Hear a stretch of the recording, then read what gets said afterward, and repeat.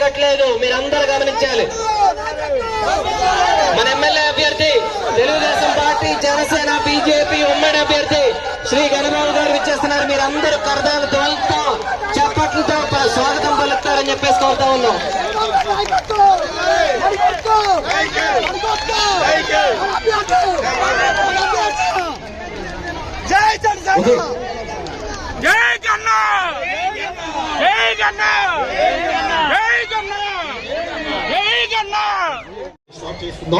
గణబాబు గారు మరో 10 నిమిషాల్లో వస్తారు. అందాక యువ నాయకుడు, గణబాబు తనయుడు, భావి తరాలకి ఒక మార్గదర్శకుడు అయినటువంటి మౌర్య గారు వేదిక మీదకి వచ్చి మన ప్రసంగాన్ని కొనసాగించాల్సిందిగా కోరుతున్నాం. కొత్త కొత్త బ్రాండ్లు, చాలా ప్రమాదకరమైనటువంటి విషంతో మద్యాన్ని ఈ రాష్ట్రంలో అమ్ముతున్నాడు. అది ఎంతో ప్రమాదం.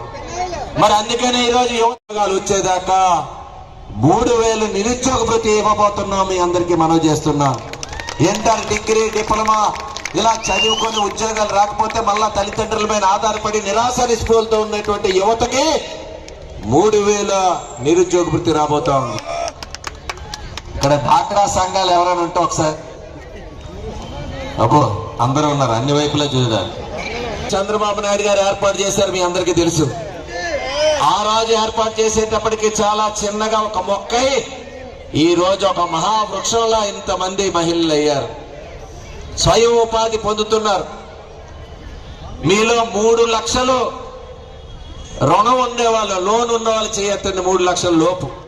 ఈ రోజు ప్రభుత్వం తరపున వాదించడానికి ఉండేటువంటి గవర్నమెంట్ ప్లేడర్లకు కానీ, పబ్లిక్ ప్రాసిక్యూటర్లు కానీ ఆల్రెడీ ప్రభుత్వం నియమించబడిన వాళ్ళు ప్రభుత్వం తరపున కేసులు వాదిస్తూ ఉంటారు.